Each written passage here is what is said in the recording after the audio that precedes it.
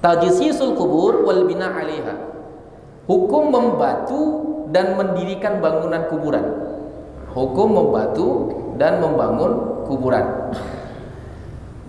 Bahkan dalam satu catatan sejarah bagaimana mereka menghancurkan bangunan-bangunan kuburan para ulama, para sahabat Rasulullah SAW ketika mereka pertama kali menguasai kerajaan Arab Saudi. Nah, ini catatan sejarah yang nggak bisa dihapus. Apa tuduhan mereka? Bahwa itu perbuatan syirik. Ma hukmu tajsisil quburi wal bina'i 'alaiha? Apa hukum membatu kuburan dan mendirikan bangunan atas kuburan? Amma tajsisul quburi fa huwa makruhun 'inda aktsaril ulama'i. Nah, ini lagi dia kan. Adapun membatu kuburan hukumnya adalah makruh menurut mayoritas ulama. Wa qala Abu Hanifah radhiyallahu an, berkatalah Al-Imam Abu Hanifah radhiyallahu an, la yukrahu dzalik wa lam yarid fi syar'i ma yadullu 'ala tahrim. Tidak dimakruhkan yang demikian itu, tidak dimakruhkan yang demikian itu, dan tidak terdapat di dalam syariat dalil yang mengharamkannya. Wa amma haditsun nahyi ay yujassasal qabru wa ay yubna alaihi wa ay yuq'ada alaihi faqad ittafaqa jumhurul ulama ala anna an-nahya lit-tanzihi la lit-tahrimi fa yukrahu dzalika karahatan tanzihan fa yukrahu dzalika karahatan tanzihan.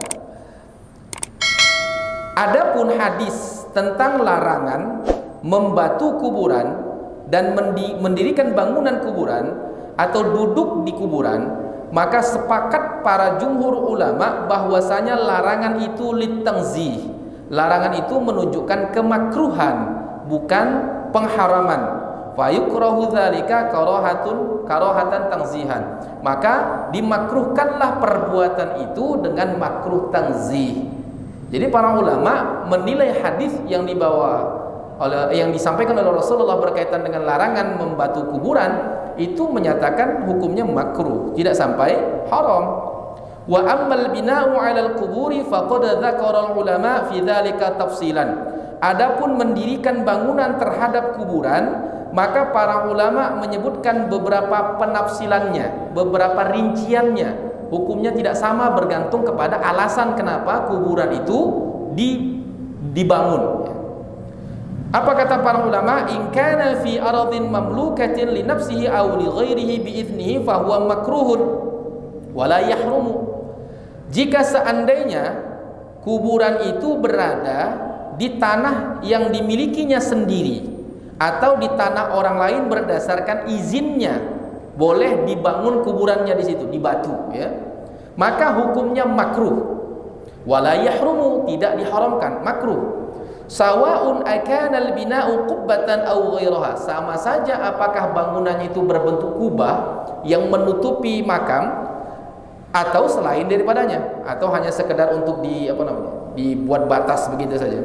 Wa in kana fi maqbaratin mauqufatin aw musabbalatin fa huwa haram. Adapun jika seandainya itu pada perkuburan wakaf atau milik umum musabbalah fahuwa haram, maka itu menjadi haram. Cenderungnya di Indonesia ini kita menguburkan keluarga kita di tanah wakaf. Kalau dibangun kuburan itu dengan tembok misalnya atau dengan batu yang sangat besar, maka hukumnya haram karena tanah wakaf, karena milik umum. Jadi jangan dieksploitasi kayak milik pribadi. Wa illatut tahrim, apa yang menjadi dasar hukum pengharamannya? Yang menjadi alasan hukum pengharamannya adalah at-taharruzu 'anid dafni wat tadyiqi lil maqbarati la ghaira.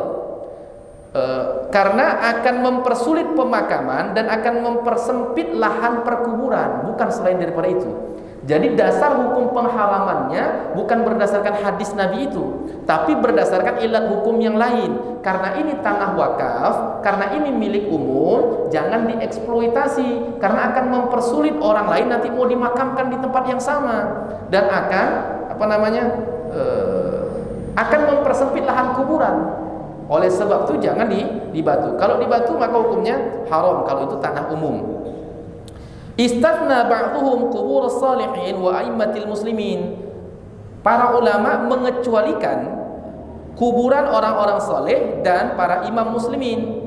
Fayajuzul bina'u 'alaiha walau fi musabbaratin, maka boleh mendirikan bangunan kuburan mereka walaupun di tempat umum. Lima fi dzalika min ihya'i ziyaratil ma'muri biha fi syar'i wa litabarruki biha. Karena apa? Karena pada yang demikian itu untuk menghidupkan tradisi menziarahi makam mereka sebagaimana hal itu dianjurkan atau diperintahkan oleh syariat, dan untuk bertabarruk kepada mereka. Wa yantafi'ul hayyu wal mayyitu bil qira'ati 'indaha, dan bermanfaatlah bagi orang yang hidup maupun orang yang sudah meninggal dunia dengan membacakan Al-Qur'an di sisi makam itu. Wastadallu ala dzalika bi'amalil muslimina salafan wa khalafan, yang menjadi dalilnya pada yang demikian itu adalah perbuatan kaum muslimin dari generasi salaf sampai generasi sekarang. Wa dzalika hujjatun 'indal ulama kama ajma'atil ummatu ala bina'il qubbatil khadra ala qabril habibil a'zam. Dan itu juga merupakan hujjah di sisi para ulama sebagaimana para umat sepakat tentang bangunan kubah yang ada pada kuburan Rasulullah Muhammad SAW. Jadi kuburan Rasulullah SAW itu ada kubahnya.